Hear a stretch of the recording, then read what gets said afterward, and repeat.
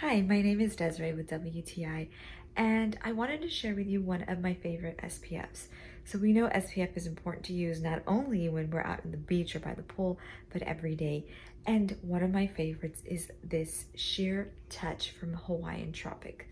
It is an SPF 30, so it gives me just enough coverage, but I also like the smell of it. I wish that you could smell it yourself.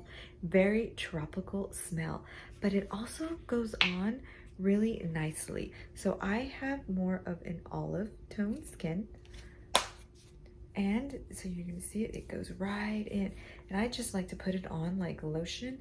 Not only gives me a nice tropical smell like if I were at the beach, but it also is going to protect my skin. And look, it goes on nice and sheer like a body lotion would. So this is one of my go-tos for the summertime, and that is my point of view.